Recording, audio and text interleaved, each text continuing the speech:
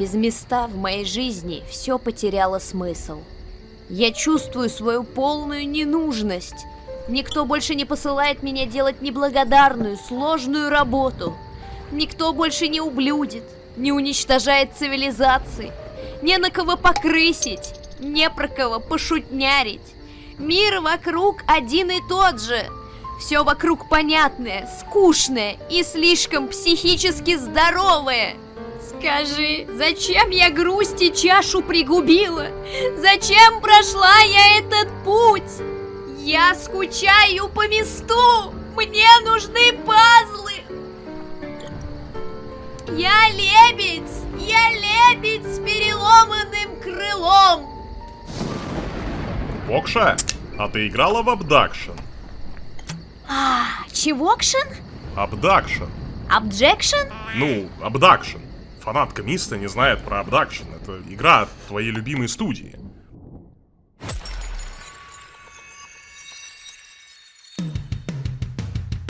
Там все как ты любишь. Это пазл, значит, с богатым ворлдбилдингом. Значит, да, цианов, там пазлы есть, там всякие головоломки решать надо, шифры всякие собирать. Очень интересно.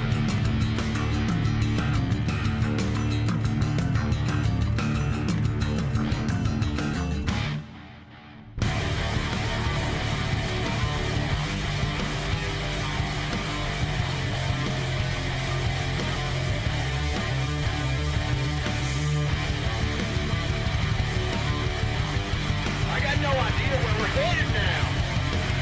You're sending us to hell for all I know.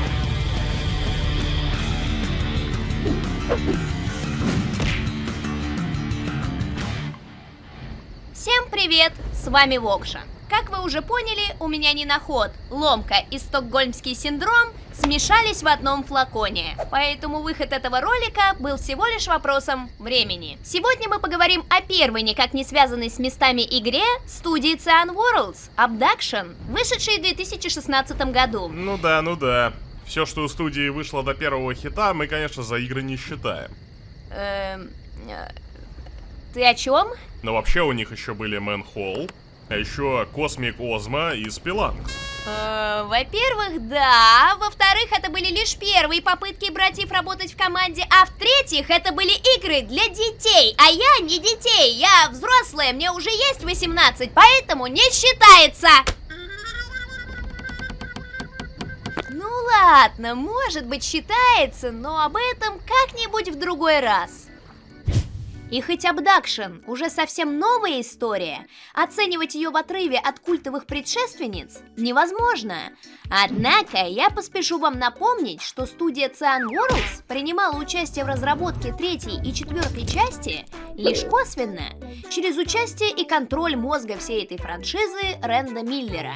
Соответственно, я полагаю, что все-таки уместнее всего будет сравнивать Abduction именно с первой, второй и пятой частью, игнорируя те, где для разработки были задействованы сторонние руки и ресурсы. На этом канале есть обзор каждой части серии, поэтому если вы не смотрели эти ролики, то рекомендую вам сделать это прямо сейчас, ссылки есть в описании. Ну а если смотрели, тренинг хорош постоянством. Abduction, на первый взгляд, сплошная хорошая новость. Во-первых, тем, что он существует. После неприятнейшего провала Места Онлайн и пятой части легко можно было бы опустить руки или уйти в другую область существования. Но цианы продолжили быть верными принципам приключенческих головоломок, взявшись за новый продукт, за что я им несказанно благодарна. Я до сих пор чувствую себя немного неловко после своего обзора на великий финал, так как я там очень много кричала и ругалась. Давайте мы будем считать, что все это было ради достижения сценического эффекта, ну, потому что все-таки пятая часть выглядела так, как выглядела, из-за технических шоколадок и из-за стремления Рэнда Миллера найти способ соединить приключенческий формат с 3D в реальном времени. Спойлер, в Abduction'е он его наконец-то нашел. Вы же, товарищ, Real-time 3D. лишь пиздите. Или покажите, Real-time 3D. или идите нахуй. Во-вторых, игра позиционирует себя как идейный наследник Мист и Ривен, что, согласитесь, звучит вкусно. Цианы вновь вернулись к тому, что они умеют делать неповторимо и виртуозно. FMV формату, что уже звучит не просто вкусно, а превосходно. Судя по трейлеру и описанию, нас ждут путешествия между мирами, ебейшие по красоте локации и насыщеннейший лор. А это уже не просто звучит, а звучит охуительно!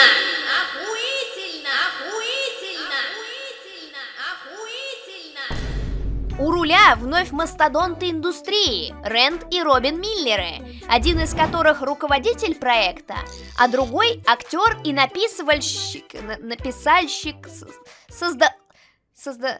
создавальщик саундтрека, как в старые добрые. И знаете, когда оба брата работают в тандеме, это супер! Так как музыкальные, художественные и писательские навыки Робина блестяще сочетаются с техническими способностями Рэнда.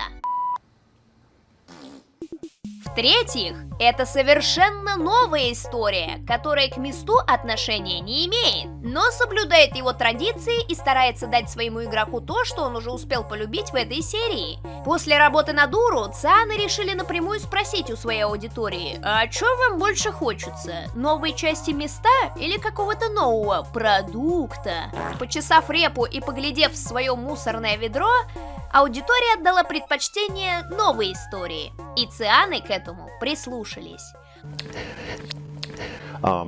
But the theme that seems to come through from what we're hearing is why don't you do what you do well?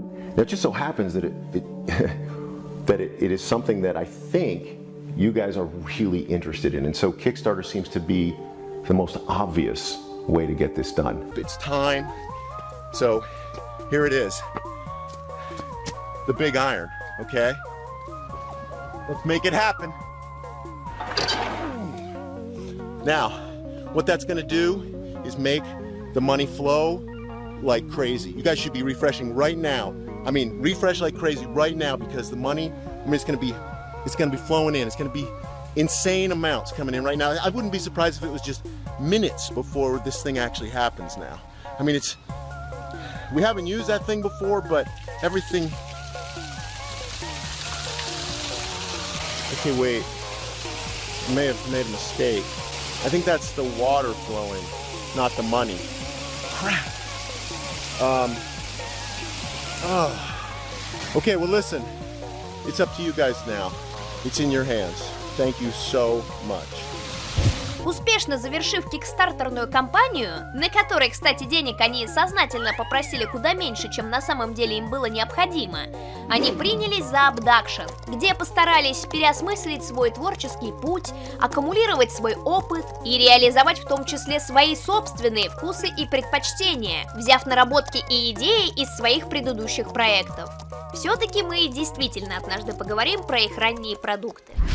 Боже мой, вот она мазь, способная излечить разбитое седалище и порванное сердце после прохождения Мистата 5-го спустя 11 лет. Так давайте же с вами посмотрим на Abduction и постараемся обсудить ртом вообще все, что только можно. We all lost everything. Everything but our stories. And they shouldn't be forgotten. That light. That's where all of our new stories began. Это же сюжетная завязка! It streaked across the sky, mesmerizing, but unnerving. None of us understood, but, well, we followed, and we all felt some kind of trepidation, and yet attraction. Approached it, and it approached us. You all remember, there was no turning away. It advanced, almost like purposefully, spinning slowly until, well, it found us, each of us. We should tell these stories because It saved us, and there must be more.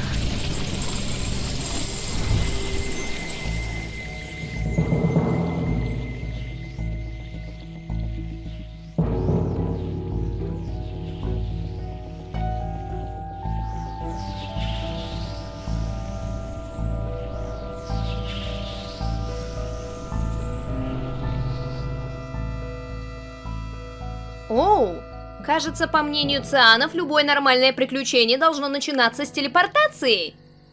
Обожаю порталы! Зулин, смотри, я в абдакшене! Молодец. И раз уж именно ты предложил мне сыграть в эту игру, я настаиваю на том, чтобы ты составил мне компанию в этом приключении. А? Знаешь что, отличная идея. Я очень рад, что ты предложила. Только извини, пожалуйста. О, я вспомнил, у меня дела, у меня же ролик там по психонавтам еще не доделан, вторым, и по Сибири там третий, и по файтингам еще, и по чистильщику, и по Ниер Автомата. Еще я хотел там про старые игры в Стиме сделать, еще что там навыходило, и стрим хорроров, значит. Спасибо, что согласился! Пошли! Игра начинается сразу с завязки, с первого «и вдруг», где после прикосновения к загадочной шишечке мы, как всегда, оказываемся в незнакомой местности, которую, конечно же, предстоит изучить. И вот этот этап уже выступает экспозицией, где нам самим предстоит надедуктивить чё, где и как. При разработке Абдакшена цианы делали сознательный упор на первые впечатления игрока от нового мира, в который он попадает, и на атмосферу загадочности, которая была так характерна для первого места. Забегая вперед, отмечу, что в этом мире присутствует и черта, характерная для Ривена. Это огромное пространство и доступность эксплоринга в этих пространствах.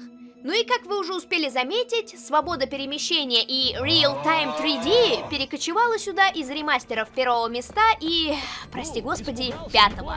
В общем, как будто бы все охуенно, да, в общем, клево, великолепно, ништяк.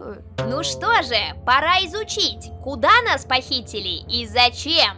В попытках это выяснить, первое же, что мы обнаружим, это предзаписанное обращение к нам, как к новоприбывшему Хунрад. Hello, bonjour, ciao, hola, hello, shora, ni hao. Категорически приветствую! Welcome to Hunrad. My name is Joseph. I am the mayor here. You are most probably a bit confused and disoriented. But let me reassure you, everything will be fine. Знаешь, обычно после вот таких вот заявлений как раз все начинает идти по бороде. Ну или по ее отсутствию. Извини. You're not the first to go through this experience. The others who have come before you will help you adjust. Follow the trail to the house with the white picket fence. Fali will meet you there and introduce you to your new life here. Мы доверяем господину мэру? Мы не доверяем господину мэру. И преисполненные сладким, недоверчивым предвкушением того, как мы сейчас всех будем разоблачать и переигрывать, мы направляемся туда, куда нас скоординировал мэр Йозеф, к дому Фарли.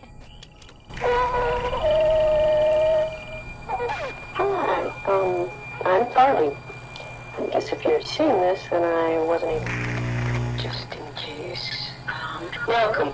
But it's probably not safe here. To be blunt, we're getting ready for a battle. Everything will be fine. Понятно. Ладно, так и запишем. Мы определенно не доверяем господину мэру. I don't know what you'll find. I just thought I should. Just be cautious. With who you trust. CW may be here. I don't know. Just be careful. I've got to go. See you soon. And don't panic. As jarring as this experience is, you really will find Hunter to be a decent place.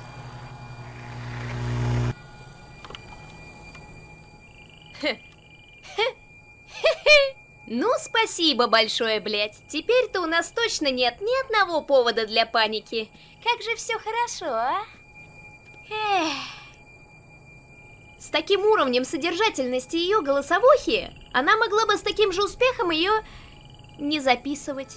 Зато надо сказать, что замес пока что наиинтереснейший. Ставки уже высоки, предлагаемые обстоятельства интересны, а любопытство от окружающей недосказанности и загадочности с каждой минутой все нарастает. Ух, разрази меня, Атрус 9000, что-то тут интересное намечается. Ах, как мне этого не хватало! Кажется, мы не первый человек, которого похитил светящийся каштанчик. Колдунская Гонзулька покрала себе целое поселение таких же ложков, как и мы. И, судя по всему, делает оно это уже довольно долго. Настолько, что здесь успела сформироваться собственная инфраструктура, государственность и отработанная схема приема новоприбывших неумех и недотеп сюда. Помяните мое слово, однажды и я научусь так красть своих подписчиков и создам неотаквижное государство из самых разных национальностей. Гуляя по Хунрату, вы то и дело можете наткнуться на предзаписанные голограммы мэра, где он, выполняя функцию гида-экскурсовода, рассказывает новоприбывшим о тех или иных достопримечательностях, дополняя наше представление о сложившемся здесь укладе. И опять-таки, здесь цианы пользуются своими сильными сторонами на полную катушку и продолжают свою традицию сторителлинга, пользуясь не только голограммами, но и через окружение и предметы. И здесь есть на что посмотреть и из чего сделать выводы, как в лучших традициях местов. Судя по тому, как оставлены вещи в домах и на улицах, куда бы ни делись местные жители, покинули они свои жилища экстренно быстро. Везде висят бумажки, предупреждающие об опасности, а Фарли, как мы видели, от стрессича и волнения не смогла ни одну свою мысль сформулировать нормально. Ну там, в общем, ничего не трогай, потому что, я, в общем, надеюсь, что ты тут не умрешь, мне пора, угольки на кальяне стынут, например, все, дня пока. А содержимое почтового ящика Фарли, после такого сообщения мы его вскроем уже чисто из принципа, говорит нам о том, что такое затишье в Хунрате продолжается уже на протяжении 4-5 дней, и что СВ, кем бы он ни был, действительно единственный оставшийся здесь человек. Возможно, по нехорошим причинам. Короче, ситуация нешуточная. Волшебный Баребух совершил покражу, кажется, в самое неудачное для нас время. Но удачное для разработчиков. Ведь посмотрите на них, опять понапридумывали катаклизмов за кадром. А нам, значит, как уборщику ходи, бумажки эти читай, да и проблемы решай, когда уже никого нет. Вот хитрецы. Ну, ничего страшного. Всех найдем, убьем и накажем. Но сначала доизучаем окружение. И именно эти изучалки наедине с самим собой всегда были самой сильной частью циановских адвенчур. И именно вот таких вот деталек, делающих мир живым, даже в отсутствии живых персонажей, это то, чего так не хватало в 5-м месте. Честно говоря, хвалить окружающую среду можно до бесконечности, так как она мало того, что невероятно красива, так еще и отличается изобретательностью. Окружающая эклектичность, где знакомые элементы нашей реальности сочетаются с какой-то неведомой ебаниной, чем дальше, тем больше распаляют интерес и потребность в том, чтобы раздедуктировать и распрофилировать всех и вся в этой игре. Чем я и занялась. Понюхав трусы всех жителей Хунрата, изучив приятные мелочи награды за поддержку игры на Кикстартере, доиграв партию в нарды с Зумлиным и доев последние картофелины, да, сырые, я наткнулась на крайне подозрительные лазерные лучи, мнения о которых у нас разделились.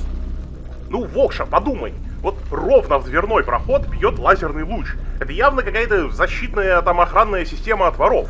Не ходи туда, блин, ебанет же. Ну, это же синий луч, а красный вон там.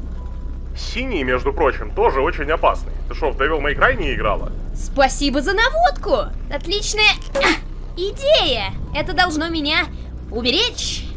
Это не же... У тебя что, все это время... ты из этих, которые постоянно носят с собой этого... Да это не важно совсем. Я пошла. В уши не лезь, подумай!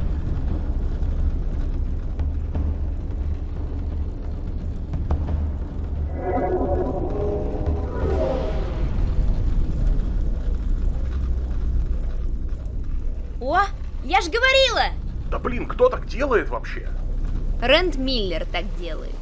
За лазерным ограждением находилась дверь со звоночком, подозрительно похожая на дверь в бункер. Будь я СВ, я бы пряталась именно в этом месте.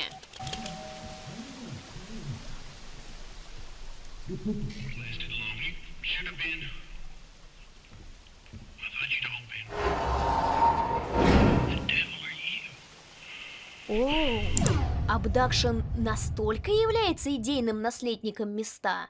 Это что, местный Атрус? Как мне тебя не хватало! Привет! Мы новенькие. Ага, здорово, правда?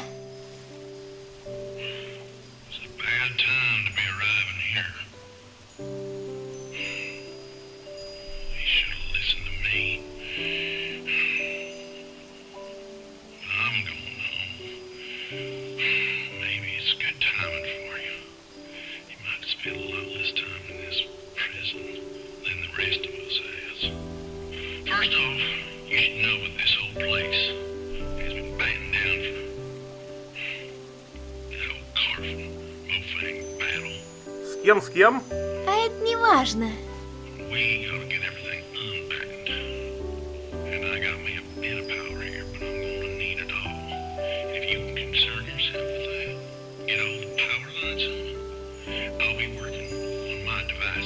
Ура, ура, давай, давай! Лучший решатель пазлов Зулин и заслуженный подсос Местовского союза готовы к труду и обороне. Что нужно делать?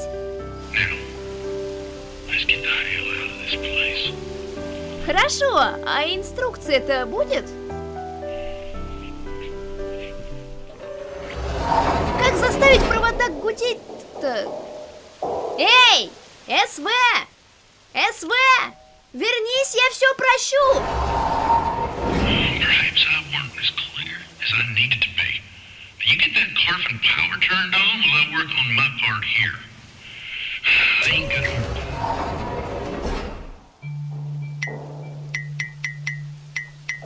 По-моему, он мудак. Вероятнее всего. Ситуация классическая. И не сказать, что я ей спустя время не рада. По крайней мере, нам, как игроку, хоть и абстрактно, но обозначили задачу. И теперь по Хунрату можно бродить не бесцельно, а с определенной интенцией. Геймдизайн у местных пазлов, надо сказать, как всегда великолепный, интуитивный и понятный, хоть и сильно усложнен обширностью пространства воздействия одних штук на другие. То есть, опять-таки, классическая ривенская проблема свободных пространств, но возведенная в квадрат. Например, рычаг перед вами может воздействовать на что-то, что находится вне зоны видимости. Где-то придется довольно много бегать от одной точки к другой, чтобы путем проб и ошибок добиться желаемого результата, а где-то ты что-то там повернул, и хоть раз 300 все оббеги, но результата ты не увидишь, да и вообще не очень-то поймешь, что ты нажал и стоило ли это вообще трогать. Именно на это преимущественно жалуются игроки. В Абдакшене очень много беготни по огромным пространствам, зачастую полностью без музыкального сопровождения. И да, пожалуй, это жирный минус. И если в Риване эту проблему можно задоджить путем быстрого прокликивания, то здесь придется честно, мануально бегать. И слава богу, что здесь нет шкалы стамины. Бог все-таки есть. Но я в этом особой катастрофы, конечно, не вижу, ввиду того, что на преимущественное количество загадок есть очевидные подсказки где-то вокруг них. А из 4-го места сюда перекочевала возможность фотографировать штуки. А для такого формата это нереально полезно.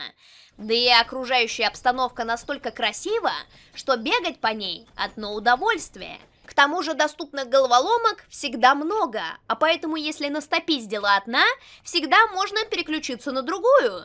И все, клево, по крайней мере поначалу. Опять-таки, отдавая дань классике, чем дальше, тем больше становится пространства, тем больше становится беготни, а вот очевидных моментов становится все меньше. А самый пиздец это то, что после какого-нибудь события в каком-нибудь непредсказуемом месте может открыться или заблокироваться проход, о чем мы поговорим попозже. И думаю, не у всех может хватить терпения проходить эту игру. Например, для меня показательным моментом была задачка про шестизначный код к лифту, решение которой даже вспоминать больно. Оказывается, в кабинете у мэра лежит компас, про который очень легко подумать, что это очередная награда за поддержку игры. Ведь их валяется здесь очень много, и все они преимущественно лежат рядом друг с другом, сука. Так вот, на нем есть непримечательная надпись. Как оказалось, эта надпись каждый трай будет у игроков меняться.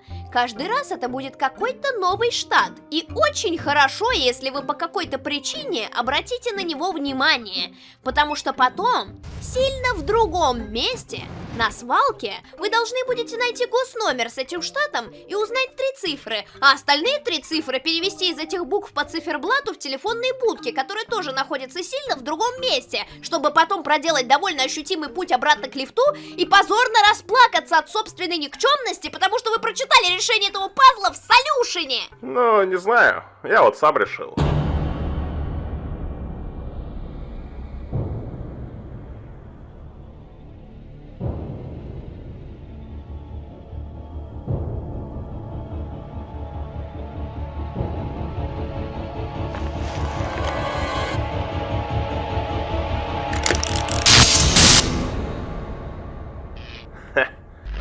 Казуальщица.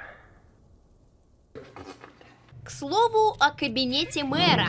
Мы еще как попадаем в мэрию, и теперь время расчехлить свою дедукцию. Пора выяснять, не причастен ли он к происходящим событиям. Ну, точнее, я настаиваю на том, что он причастен. Но осталось найти только как именно. Так.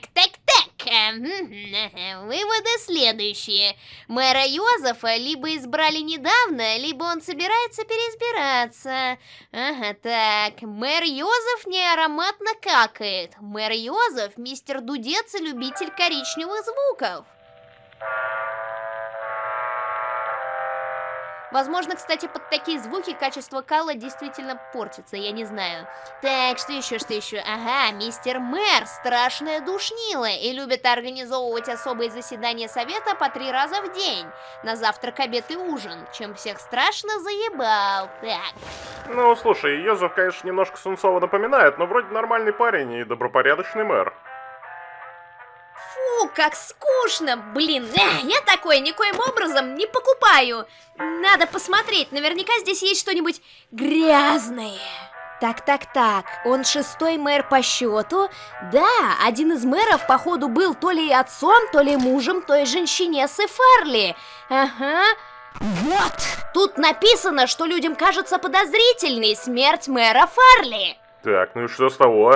А то, что мэр с Фарли что-то задумали, и небось спутались они не просто так. Готова поклясться, они ебались сексом и придумали хитрый план. Они сначала грохнули супруга Фарли, а затем поставили во главе правительства свою марионетку, мэра Симса. Затем они вычеркнули из своего плана и его, чтобы Хунратом правила сначала Фарли, а потом и мэр Йозеф.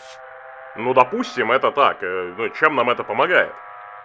Да ничем нам это на самом деле не помогает, но это, короче... Кто-то же должен быть виноват, верно? Ну, пожалуйста. Вернемся к поставленной задаче. Топливо подает энергию, а значит можно получать дальнейшие задания от СВ. Наивно надеясь, что глядя на наши успехи, он начнет воспринимать нас серьезно и хоть немного раскрепоститься. Ха-ха-ха.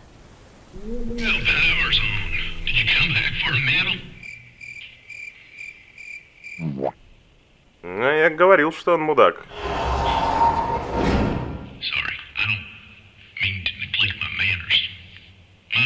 Cecil. Most around here call me CW. At least they did. I suppose you gotta move on. But, alright, well, if you ain't sensed already, we're all living within a large cell. It's a dome, wall, carved from prison, more like it. Понимаю. Но нам не привыкать. Уже не первый раз по книжному этапу-то ходила. Так что местовской уклад един. Муе! They occurred to you already. It serves us both for you to get through the wall of this place. And I locked up the wall with that MOFAG device. That red beam up yonder.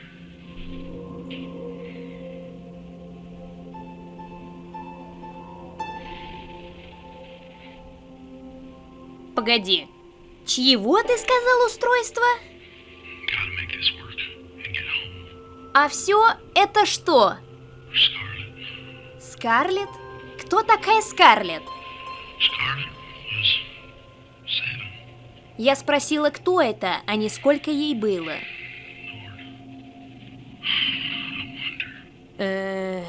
Вот и поговорили. Я ничего не поняла. That red beam.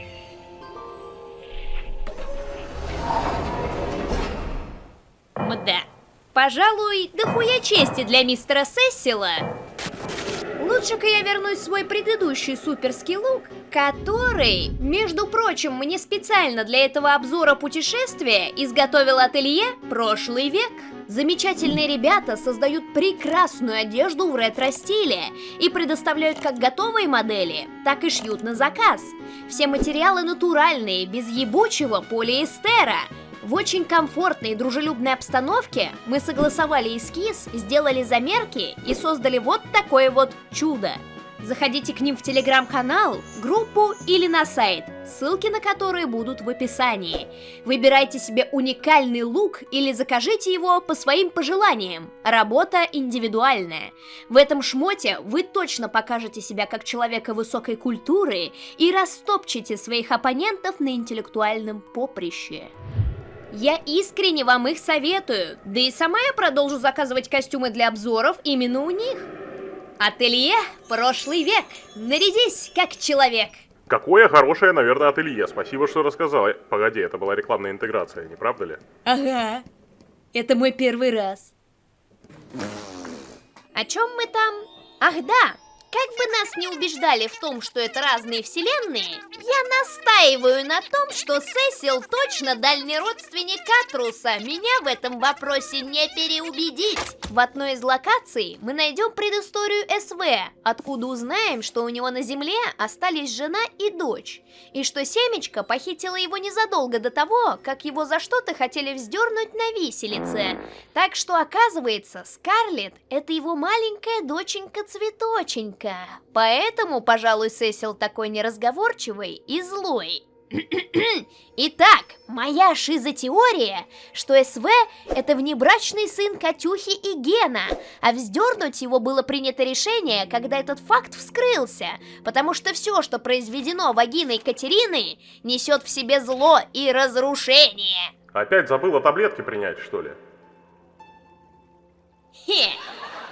Вторая крупная задача, которую ставят перед игроком — научиться отключать красные лазерные лучи с помощью синих лазерных лучей. Потому что красные злые лучи создают физически плотные голограммы, закрывающие проходы в те или иные области.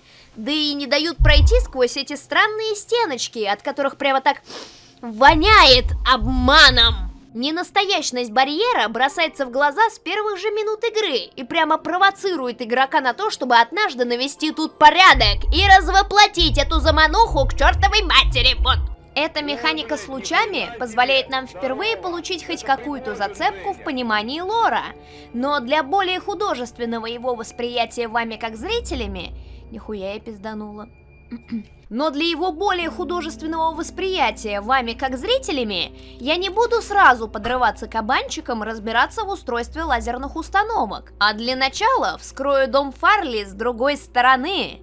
Внутри можно найти уже не элементы лора, а весь лор целиком и полностью, которого, как всегда, много, и подан он, как всегда, в записках и дневниках. Плохо ли это?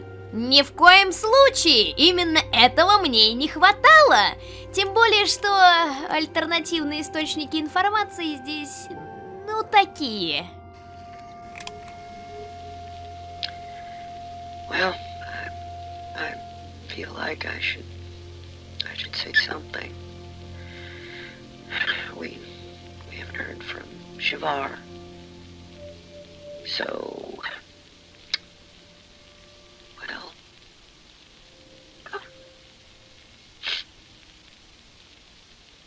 Вот. И, короче, это... Туда-сюда.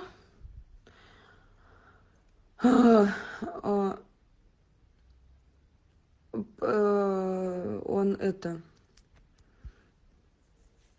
Типа...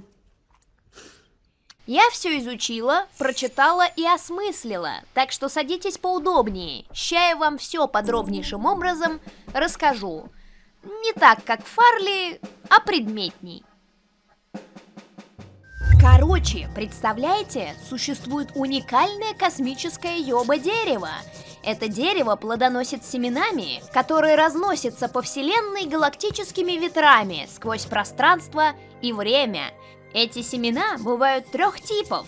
Первый тип, пожалуй, главный. Это материнские семена. Они отделяются парно, что не всегда значит, что их 2. И начинают искать в космосах похожие среды обитания в разных временных эпохах, чтобы инициировать обмен. Приземлившись в подходящей местности, жителям которой, и это важно, вот-вот грозит уничтожение из-за какого-либо катаклизма, семя перемещает все попавшее в ореол его воздействия пространства вместо парного семени, а то, в свою очередь, отправляет свою часть Земли к первому. Так, кусок небольшого шахтерского поселения Земли оказался на планете Сория, где проживали пока что неизвестные нам мафанги. Соответственно, сейчас где-то на Земле кукуют скраденные семенем космические моралфаги, заточенные в сферу. Как выглядят эти сферы снаружи, неизвестно. Известно лишь то, что войти в сферу снаружи нельзя, и выйти из нее внаружу изнутри тоже. Собственно, гуляя по Хунрату, на горизонте вы видите не что иное, как планету Сория. Но при попытке пройти через эту мембрану, вы не выйдете внаружу, а окажетесь в том же Хунрате, только в диаметрально противоположном месте от точки перемещения. В момент, когда вы осознаете, как работает эта мембрана, вы поймете, что с точки зрения геймдизайна это не просто впечатляет, это пиздец как впечатляет. Вот о чем говорил СВ, когда он характеризовал Хунрат как тюрьму. В центре Хунрата вы можете заметить большое красное дерево. Оно выросло как раз из семени, которое однажды похитило эту землю и перенесло его в Сорию. По такому алгоритму в центре каждого скраденного куска земли вырастает свое дерево, которое создает связь с другими похищенными мирами. Надеюсь, когда я это изображу в рисунках, процесс станет понятней. Второй тип семян – собирательские. Эти семена появляются уже на тех деревьях, что выросли в местах киднеппинга. Созревая так же парно, как и материнские семена, они покидают дерево. Только одно семя улетает на планету, откуда была спизжена эта земля, а второе приземляется уже где-то рядом с деревом, на котором выросло. Собирательское семя ищет существо, которое должно вот-вот умереть от несчастного случая, и скрадывает его за пару мгновений до фатального исхода. Существо телепортируется в место, где находится семечко-близнец. Соответственно, в Хунрат попадают только лохопеды с Земли, поскольку семянское ОПГ орудует именно там. Местные жители фишку просекли, и каждый раз, когда дерево плевалось куда-нибудь собирательским семенем, они находили его пару и переносили в одно и то же место, чтобы облегчить процедуру приема в общину нового рта и как-то систематизировать его маршрут и интеграцию в произошедшее. Третий тип семян – посланники. Эти семена чуть более простые. Созревая парно, они также разлетаются по парным сферам и куда-то рандомно приземляются. Любой, кто дотронется до семени, найдет iPhone под подушкой. Нет, ладно. Любой, кто дотронется до семени, телепортируется к парному семени в парной сфере. Но в отличие от предыдущих семян, которые после активации тут же разряжаются, этим можно воспользоваться повторно и баловаться телепортушками до усрачки. В общем, в этой истории 4 материнских семени, назовем их А, Б, С и Д, нашли 4 планеты и совершили 4 покражи, совершив обмен между территориями А – Сори и Б – Землей, и между С – Каптаром и Д – Мараем. Блять, надо было, честно говоря, это все называть первыми буквами планет, что-то я не подумала. Ну и ладно. На Сори, напоминаю, жили гуманоидообразные мафанги. На Каптаре жили летающие жуки-араи. На Марае жили большие и убедительные вилейны. Ну а на Земле кожаные ублюдки. Людское. Через эти центральные деревья заточенные цивилизации могли путешествовать друг к другу и общаться всеми возможными и доступными средствами. И пока так оно и было, так оно все, сука, и происходило. И теперь становится ясно, почему большинство технологий людей в Хунрате сделаны из говна и палок, а весь их быт сколочен из подручных средств. Также теперь обретает смысл монолог в прологе, где Фарли делится с хунратскими товарищами историей, как ее спиздил этот космический орех Макадамия. И также теперь абсолютно выкупаемо, какого хрена здесь установлены какие-то уж совсем не вписывающиеся в антураж приблудины, и почему они так всрато работают.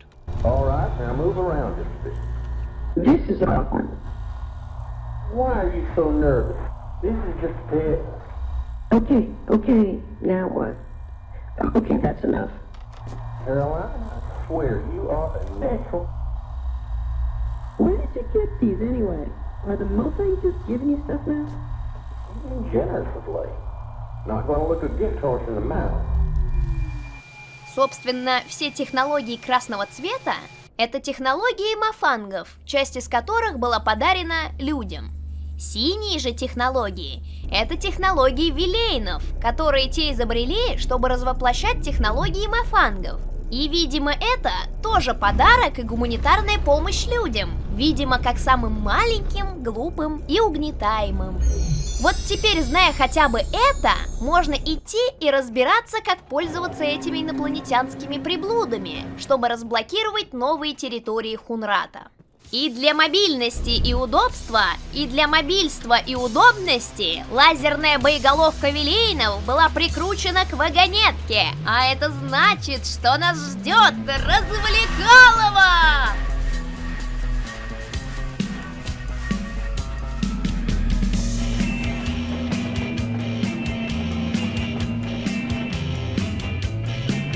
Мой приятель беспечный ездок, он однажды решил, нужно жить поверх, доверять скоростям и глушитель чертям, и с тех пор ему стало легко. Мой приятель беспечный ездок, чемпион пустынь, он всегда один, он живет не в барабан, без оглядки назад, направление только вперед.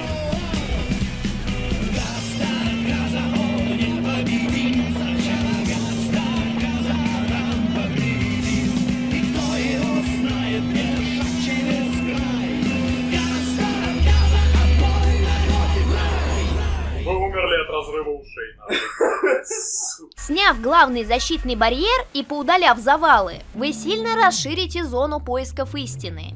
Теперь мафангские ограничители не будут мешать вам проходить через мембрану, и вы перестанете задаваться вопросом: а скажите, и в магазине можно также стенку приподнять? Нам открывается куча новых интересных мест и возможностей. Например, отличнейший бар «Вялый камень», где мы позависали с Зулином на полную катушку, наслушали музыку и бахнули парочку коктейлей из хунратских солений. Это... Ёбин-бобин, это... Зулин! Вот эти рецепты, их же, наверное, надо сфотографовать, потому что, они же по-любому еще пригодятся по мере игры-то. Не пригодятся. Как так? Я тут в интернетах прочитал, что эти рецепты, в общем, они не нужны ни для чего, как и локация эта вся. Чего? Слушай. Ты, по-моему, перепутал. Ладно, потом мы смогли отправиться в радиационные шахты к огромной подлодке, что выглядело весьма многозначительно и важно. Вот, а эта локация, кстати, она тоже пустая и ни для чего не нужна. Как? Да я в это просто не верю. И нашли кучу загадочных бумажек, списков и как будто бы подсказок, которые ни для чего не нужны. Поразительно, сколько в этой игре лишнего. Также от нашего зоркого взгляда не ушел и... Держи интригу. Наберитесь терпения. Задние ряды уже набрали воздуха, так? Готовы? Детонатор! Вау! Самый настоящий детонатор, который не работает. Да тьфу, блять, никакого праздника, ничего нельзя. Ну он-то хоть для чего-то нужен? Вот это нужная штука, кстати. Если обратишь внимание на то, к чему этот детонатор подключен, то ты увидишь, что это специальная установка-гаситель, которая служит искусственным ограничителем энергии экосистемы. А зачем? Чтобы деревья не плодоносили так часто. Етить ты умный! Получается, исходя из записки Сесила Мэру, гаситель поставили здесь относительно недавно. Значит, дерево перед этим успело вкинуть в космос 2 семени, одно из которых отнесли на место респавна, а второе улетело на Землю. И оно, прежде чем найти нас, летало там достаточно долго, настолько, что они успели поставить гаситель. Успел произойти какой-то конфликт с мафангами и полная пропажа всех жителей Хунрата. Теперь понятно, почему они нас не ждали. Что ж, глупо, конечно, ожидать от Сесила ответа, нахрена к этой установке привинчен детонатор. Но барьеры мафангов разрушены, и мы можем сдать работу с чистой совестью.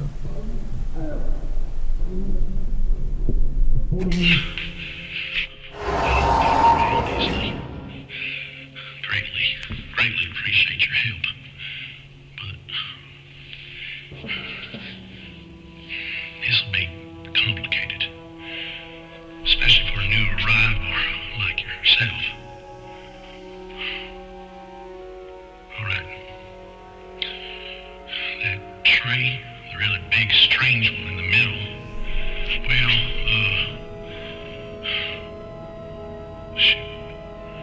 it's a central piece. It's connected to everything. The cell wall, the dome, them seeds, the root beneath it, all of it. It's one and the same, one connected. Essence. Sounds like a load of Buddhist malarkey. Farley would bust hearing me spout this.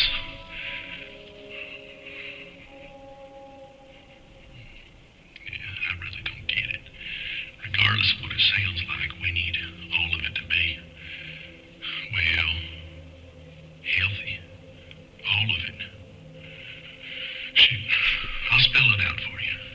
You gotta get down below the tree to the heart and connect it all back up.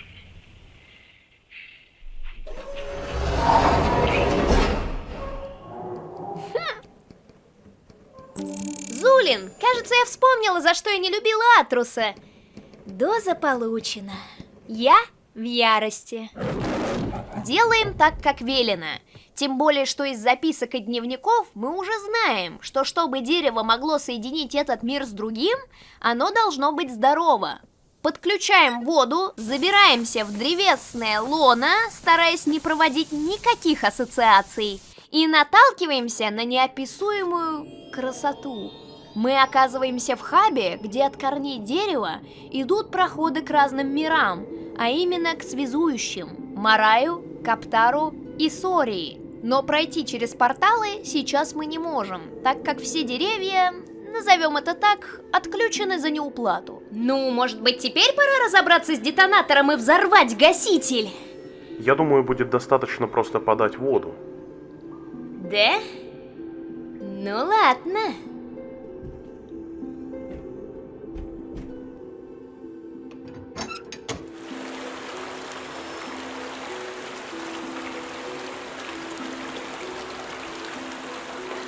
Их ты, что делается? О, смотри!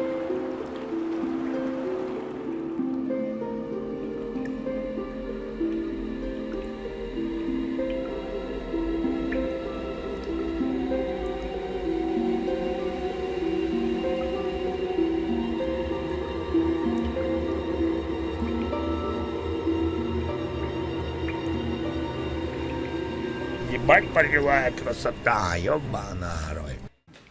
Детонатор мне все еще не давал покоя, поэтому ради следственного эксперимента я вновь поднялась на вышку и обнаружила, что когда дерево включено, оно включает зеленым светом лампочку. А это значит, что когда я включу все деревья в каждом мире, можно будет взорвать гаситель. Тогда все встает на свои места. Значит, главный злодеянец здесь не мэр, а СВ. Он что-то задумал. Дело раскрыто. Слушай, да хватит виновных-то искать. Еще вон до конца даже не прошли, ничего не ясно. Давай просто играть в игру дальше. Мы обязательно будем играть в игру дальше, но ты пойми, если мне некого будет крыть письками, то я сама завяну, как дерево покрадун. Вокша, ты токсичный геймер. Да. Итак, блуждая по Хунрату, мы натыкаемся в конечном счете и на такие вот интересные постаменты.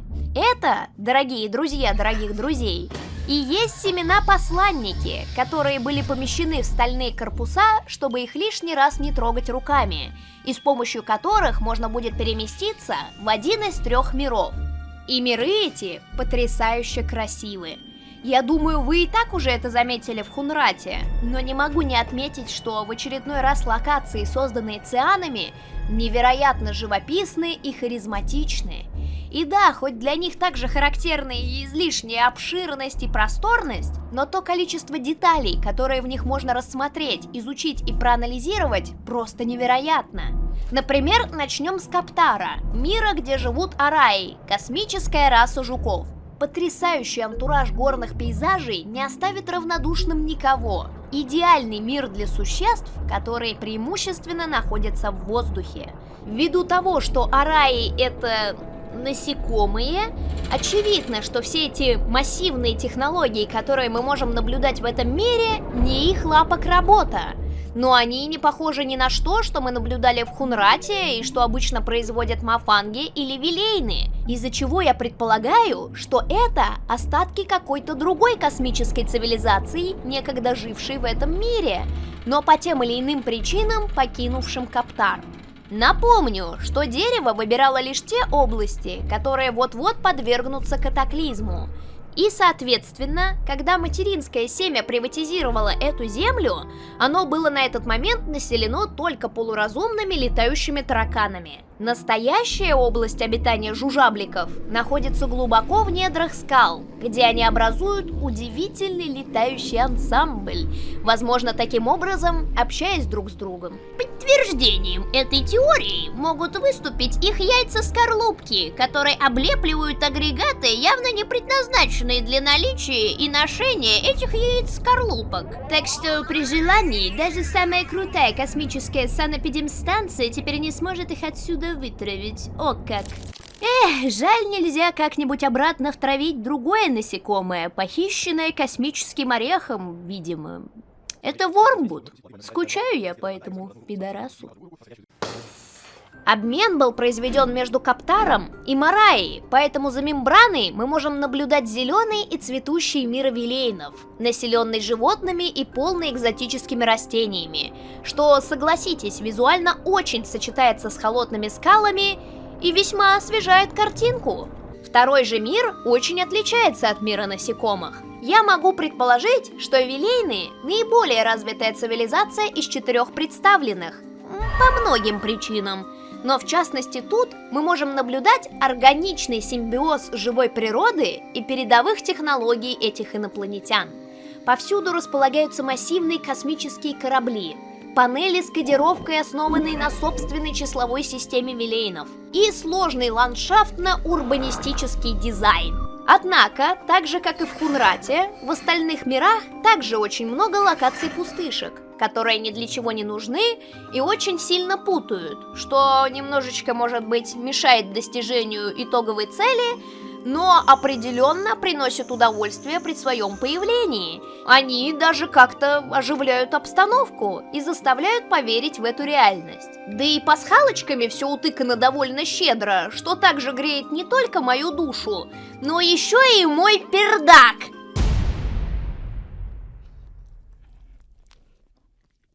Это что такое? Несвязанные вселенные, да?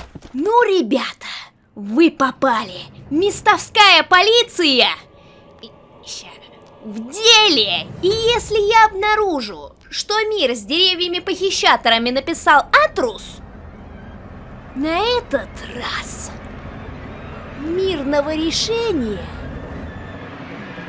не будет. В каждом мире нам предстоит найти способ добраться до дупла дерева, чтобы вернуть в него жизнь и плодородность. Но сделать это будет не так-то просто. Препятствий на пути будет ничуть не меньше, чем в Хунрате. И препятствия эти, обусловленные сюжетом, зачастую представляют собой взаимосвязь этих трех измерений, где для того, чтобы расчистить путь, необходимо телепортироваться, что-то изменять в одном мире, чтобы произошли изменения в другом. Но для чего нужна такая сложность? Ведь это все звучит довольно сложно. Зачем? Путешествуя по этим мирам, мы будем натыкаться на разбросанные куски лора, которые окончательно дадут нам разобраться в том, что произошло между четырьмя цивилизациями. Вафлейны, жупакабры, мефанги и кожаные ублюдки. Когда-то давно 4 народа жили в мире, пока красные мафанги не развязали войну. До конфликта мы через записки наблюдали сложную историю того, как разные расы, несмотря на различия в восприятии и языках, учатся понимать друг друга и взаимодействовать, меняясь технологиями и культурой. Но тут мафанги, которые красные, внезапно начали барагозить и, видимо, чувствуя какое-то несуществующее угнетение, решили угрожать всем ядерным оружием для уничтожения классового неравенства. Если вы почувствовали к чему-то параллель, то это абсолютно случайно. Вилейны с людьми, роняя кал от страха, в экстренной спешке начали готовиться к войне и придумали план, как переждать атаку и всем остаться в живых. Большую часть народа было принято решение поместить в криогенные камеры на неопределенный срок хранения, а камеры эти спрятать за полосой препятствий в мире Мараи. Побаловавшись с панелью вилейнов, можно как раз найти камеру и с мэром, и с Фарли, и с другими участниками событий. А если проявить намеренное настырство, то еще кое-кого. Так я и знала. Атрус? Я так и знала, что это ты написал этот мир с криминальными схитительными деревьями. Чё, мало тебе твоих ручных миньонов в Тамане, чтобы они чинили тебе твои приблуды? Ты решил всех во вселенной припахать к работе, да? Ты рабовладелец говнятрус! Ну ничего. Сейчас ты у меня войдешь в историю. What the hell?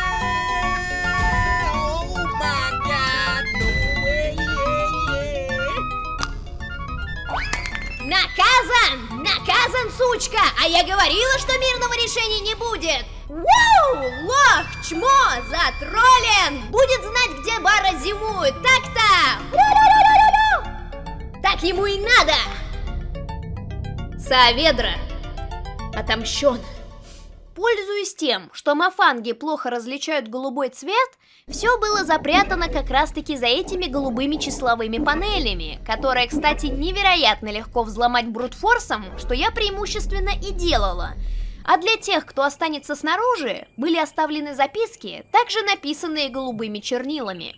Чтобы преодолеть эти препятствия, как уже было сказано, надо постоянно телепортироваться через семена-посланники и менять с их помощью ландшафт вокруг, открывая себе путь вперед. Правда, цели заблокировать путь к деревьям у этого плана не было, это скорее произошло естественным образом, что тоже отличный элемент как геймдизайна, так и левел-дизайна. Типа, выполняя поставленную Сесилом задачу, ты постепенно интегрируешься в сюжет, даже сам того не осознавая. Это невероятно круто. Но в чем же суть конфликта? Почему маффины внезапно решили всех поубивать? Ответа на этот вопрос мы, к сожалению, так и не узнаем, даже если плотно почитав форума.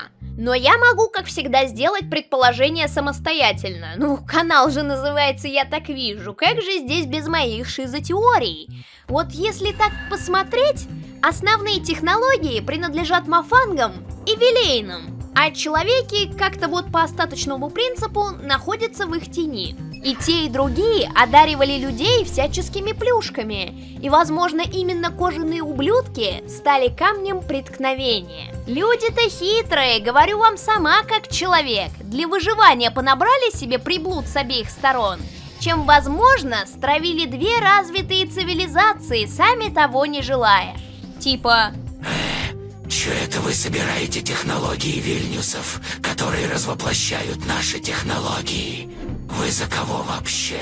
Вы все неправильно поняли. Мы просто... Мафанга спросить забыли. Исчезни, уебища.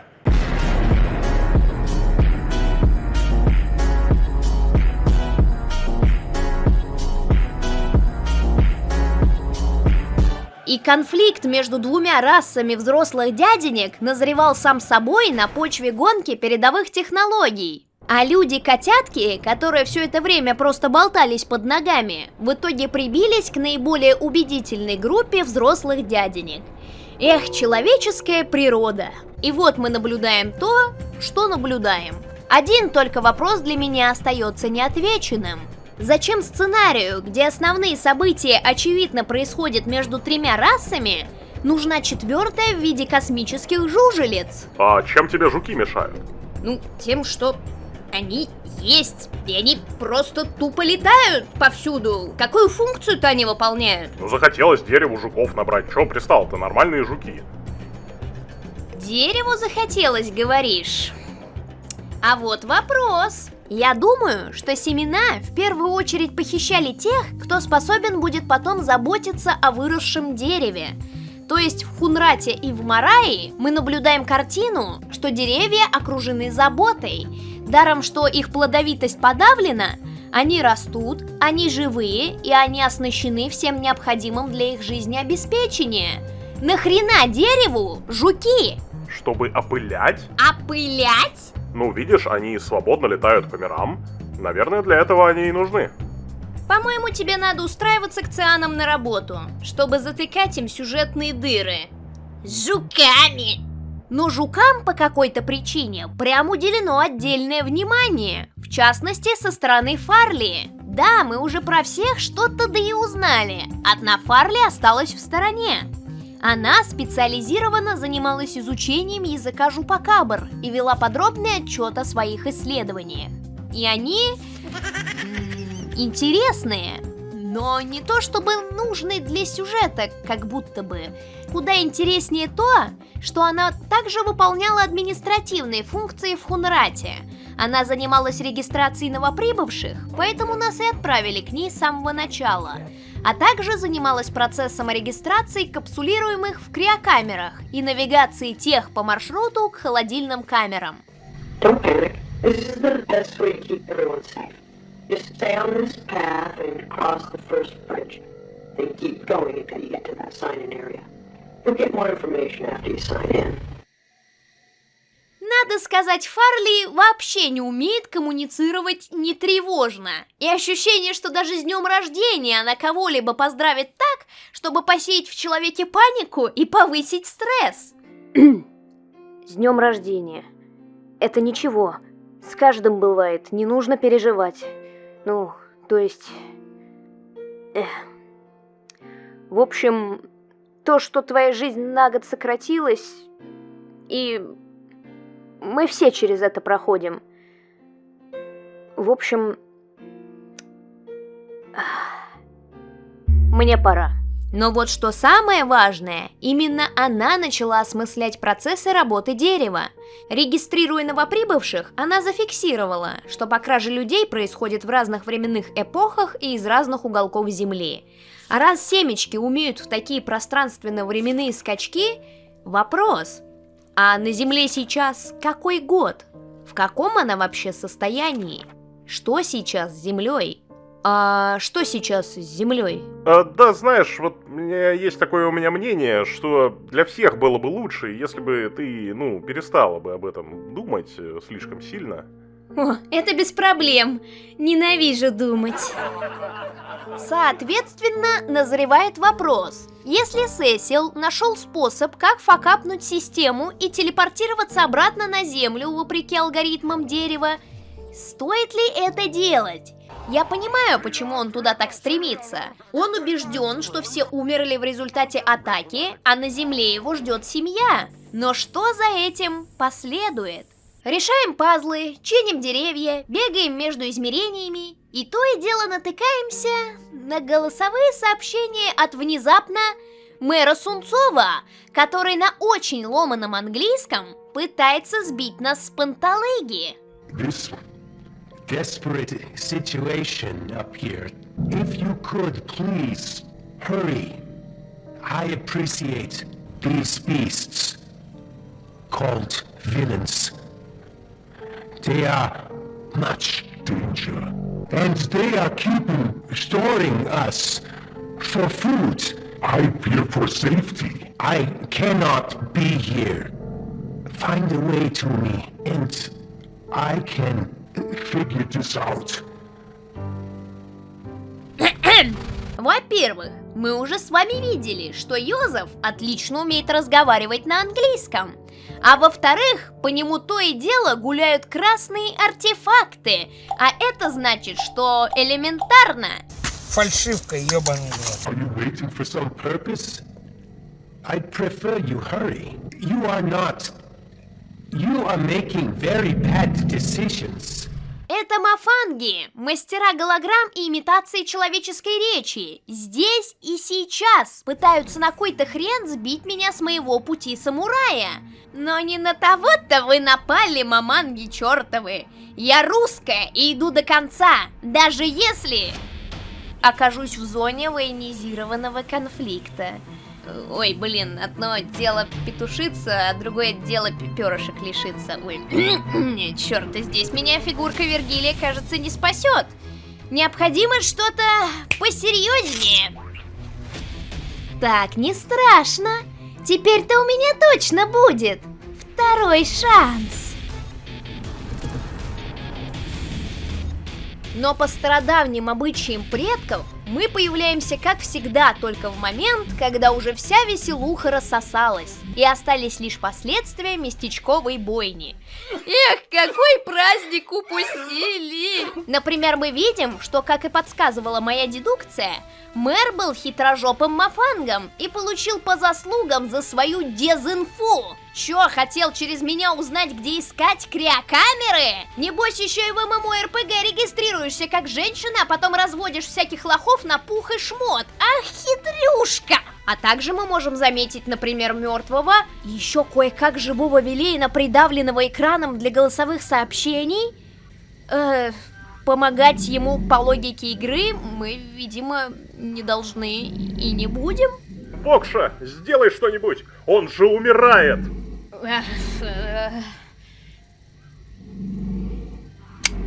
Беги по радуге, что ли? Я не совсем это имел в виду. Нету четкого ТЗ, что получится ХЗ. Не знаю, одна ли я такая душнила, у которой возник диссонанс между FMV действующими лицами и внезапно 3D-шными пришельцами. Да чё уж там, даже мэр, которого мы привыкли видеть как живого актера, выбивает из повествования своей 3D-шностью. И, возможно, для того, чтобы не выбиваться из стилистики, имело смысл тогда сделать всех сразу либо 3D-моделями, либо актерами с аниматрониками. Тем более, что вот здесь, так как Abduction не является частью какой-либо серии, 3D-модели были бы более чем уместны, вот в отличие от того же места 5, когда это вызывало диссонанс в связи со всеми предыдущими частями. Но натяну сову на глобус и оправдаю это тем, что хер ты сделаешь в реал-тайм 3D каких-нибудь аниматроников-вилейнов, да и мэр, он же фальшивый был, так что, допустим, и так сойдет. Возьмем логику из фильма «Никопол», где все нечеловеческое и инородное довольно интересно было решено 3D-графикой. А в данном саб же, пускай это местами и режет глаз, на мой взгляд, однако не убивает экспириенс. И на том спасибо. Открыть окна и двери! Проветрить помещение! А еще тут можно обнаружить и оставленную ядерную мину мафангов, которые в Хунрате крайне не рекомендовали подходить, если дорожишь своим седалищем. Ну, разумеется, мне было интересно посмотреть, что произойдет, если войти в рейндж ее атаки. Внимание! Сейчас рванет!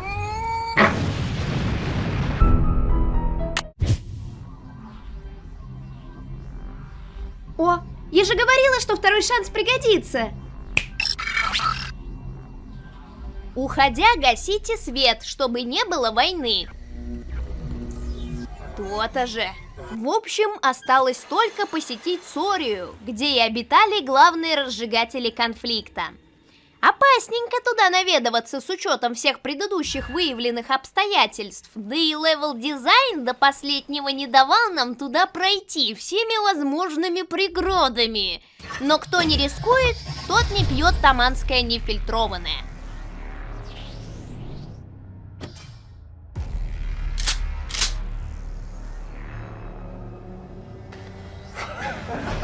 Оу, что-то тут совсем не фиолетово, как в Хунрате. Да и нет никого. Кажется, мафанги случайно бахнули ядеркой сами по себе. Иронично. А вот тут уже начинаются загадки, блять. Всем привет, с вами голова профессора Вакшоуэля, и с вами рубрика «Что происходит?» в этой игре. Мэр в одной из записок писал, что был план как-то обратить оружие маффинов против них самих, но как именно это произошло, неясно и непонятно. Окей, я покупаю, что где-то там за кадром мафанги сами себе выстрелили в колено и сдохли себя и свой мир, хотя я считаю полным булшитом, что нигде невозможно найти информации, как это произошло. Это, блять, ну выглядит, не знаю, как чудо сценарное, ни хрена себе нам повезло, они сами себя захуярили, мы спасены, так что ли получается? Что это было? Это был хитрый план нашей команды или они сами себе поднасорили, ёб твою мать, Но вот когда мы видим современную Землю в прожеванном состоянии за мембраной, вопросики начинают твердеть. Есть две гипотезы, почему мир сгорел. Либо люди успели все угробить техногенными катастрофами и ядерным развлекаловым, что должно подтвердить мою теорию о хуёвости людей как вида, что и привело к срачу между пришельцами. Либо у мафангов бачок рванул с такой жесткой силой, что разъебал купол, а вместе с ним и всю землю в труху. Джокер закурил. Наконец-то это общество получило по заслугам. Какая бы из этих версий ни была правильной, опасения Фарли подтвердились. На Землю возвращаться нельзя.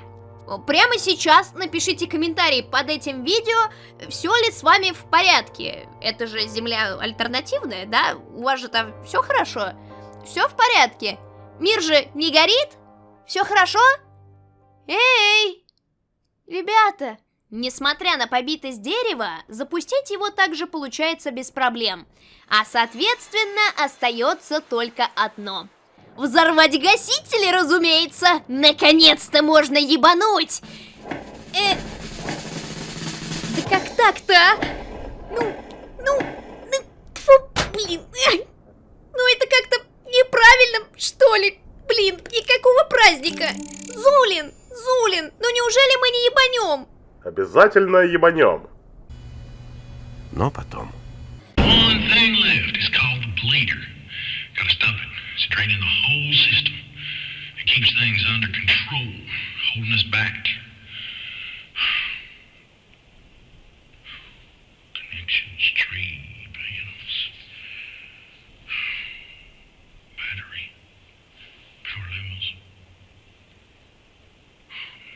tap cleaner. If everything's connected, we'll be headed home. Да, вот, возможно, вы еще помните, как я говорила, что после какого-нибудь события в каком-нибудь непредсказуемом месте может открыться или заблокироваться проход, о чем мы поговорим попозже. Так вот, оббегав все вдоль и поперек, попробовав все, что только можно, и выдрав себе все волосы на всех местах, вероятно, вы обнаружите себя в тупике и не будете знать, что делать. Конечно, ведь вам никто не сказал, что теперь вот к этой двери никаких препятствий нет, и что сюда теперь можно войти. Вы меня шутите, что ли, хардкорщики хреновые? Это же пиздец какой-то. За что вы так со мной? Серьезно, ребят, можно было какой-нибудь намек и через Сесила дать в конце концов. Ну или хотя бы каким-то образом обозначить, что ландшафтный дизайн от ваших действий может как-то меняться и что имеет смысл его обследовать повторно. Ребят, ну камон. Ладно, теперь детонацию можно активировать. Ура, ура, давай, давай. Время посмотреть одну из двух концовок. И сейчас мы посмотрим ту, где мы послушно делали все так, как приказывал нам СВ. Just waiting for all the natural way of things to happen now. Lots of folks left behind, but I reckon they've passed. I don't move real well, carving legs. You can see how useful these tracks is to me. Ага. Так вот, почему он гонял нас по поручениям, а не сам занимался всей этой шляпой. Вот, Атрус, учись! Мог бы хоть симулировать свою беспомощность, что ли.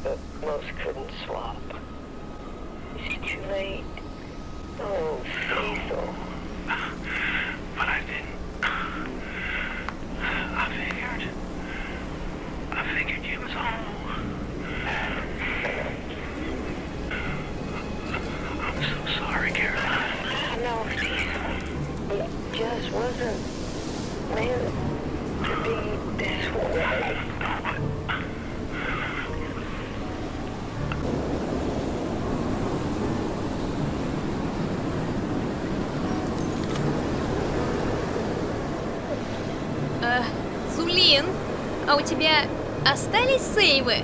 О, так чувствовал, что они пригодятся.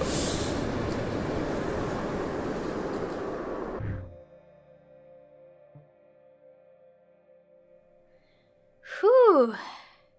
Вот чтоб такой хуйни не произошло и больше не было, надо сделать одновременно и очевидную, и неочевидную вещь.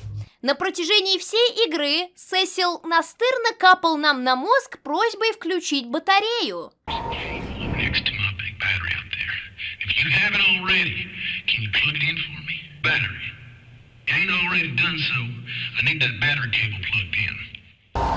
I connected the blame battery cable myself. Important piece you never got to. Ну а вот что именно является батареей, с учетом, что вы навключали здесь довольно много штукадрюк, не так легко определить. Но если вы определили, не включайте батарею. Не отдавай ее мне. Не отдавай, не отдавай, не отдавай ей, скрижаль. Знакомая логика действовать от противного, но если раньше это было действительно противно, то сейчас это довольно закономерно. При вот таком раскладе произойдет следующее.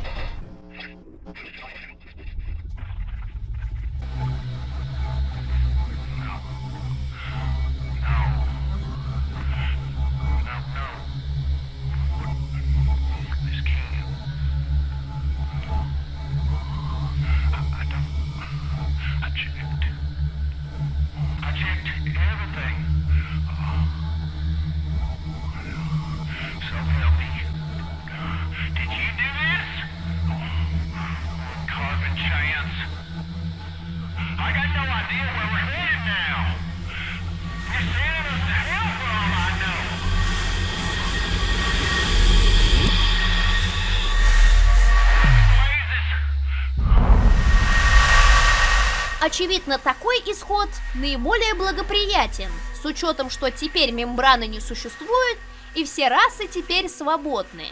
Так что щелбан за панику Сусил точно заслужил.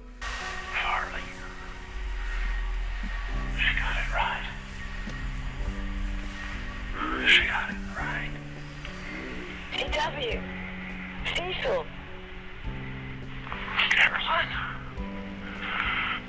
Caroline, this is so incredible.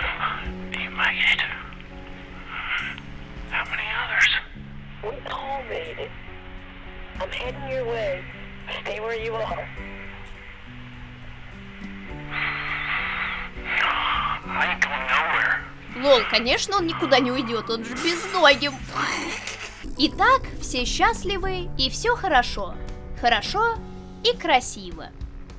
Но я знаю концовку, которую Сесил заслужил больше, чем эту.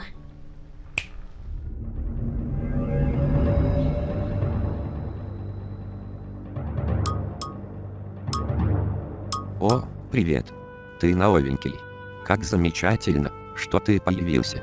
Мне как раз нужна помощь с одной работенкой. Ничего страшного, что ты на кресле, я уверен, ты справишься.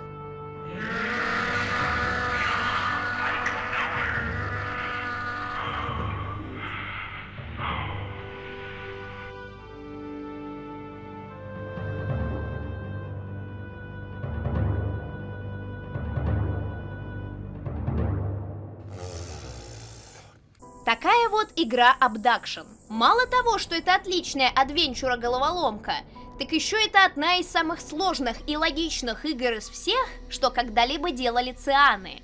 Внимание к деталям здесь просто восхищает. Например, легко в первый раз не обратить внимание на то, что семена собирателей при телепортации даже одного человека зачастую телепортируют вместе с ним и все то, что находилось вокруг в момент обмена. Кажется, что это характерно только для семян посланников, но весь Хунрат состоит из частей архитектуры, не характерной для общего антуража, что говорит нам о том, как не сразу был установлен порядок переноса семян жителями в пещеру Хаб и установлена процедура подавления плодоношения дерева-гасителем. Мы, вероятно, были первыми за долгое время, кто стал новеньким в Хунрате, так как часть локации, откуда нас похитила семечко, переместилась вместе с нами в ту пещеру для новоприбывших. Вау! Или, например, хоть наличие синего луча поперек прохода и может сначала вогнать в ступор, но потом начинаешь понимать, что СВ поставил луч именно так, чтобы, если что, защититься от вторжения в его ангар мафангов. Все заперто и отключено в городе ровно по тем же причинам, что в кои-то веки логически оправдывает необходимость для игрока все открыть и включить обратно. Однако, я все еще не вижу никаких причин, почему бы вагону СВ не дать игроку, знаете, чуть больше, вот прям чуть-чуть больше, чуточку, на полшишечки, на полшестого с хуйчиком больше информации о том, что произошло и что она от нас хочет. Братан, я понимаю, что ты там дед инсайд капсулы, у тебя там личная трагедия, и вообще безногим посмотревших сойдут с ума. Но как же меня заебали эти игровые условности? Почему ты ведешь себя как мудак? Ты думаешь, тебе тяжело? Семья! У меня вообще тут злодей из My Little Pony и мой главный антидепрессант забанить пытаются. Кому из нас ты думаешь хуже? Ну вот то-то и оно. В мирах мы наблюдаем, как расы взаимодействовали друг с другом и до конфликта по мере возможности дарили друг дружке свои технологии и даже использовали их для защиты друг от друга. Только сейчас становится понятно, что барьеры были выставлены не мафангами для усложнения жизни населению, а самими обитателями, чтобы задержать атаку последних на своей территории.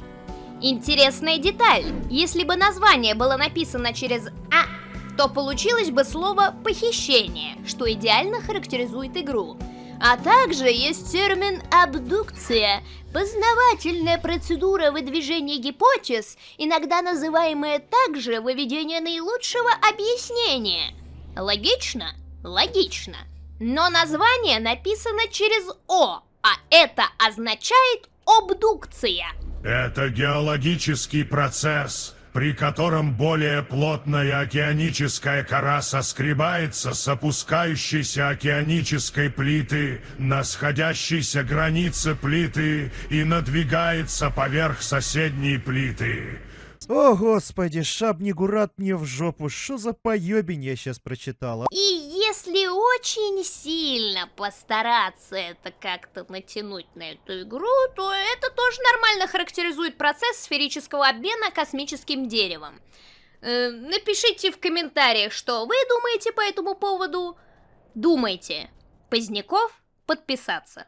Спасибо тебе, Зулинач, за то, что посоветовал такое удивительное, но такое недооцененное приключение. Кстати, подписывайтесь на канал Зулина. Без него моего контента бы не существовало. Да, на здоровье, в общем-то, это я все, да, я могу идти. Подожди, может быть, тебе есть что добавить к этому обзору? Да, не особо, в общем-то. Спасибо за компанию, было интересно. Жду твой следующий ролик про Фирмамент, последнюю игру от Цианов.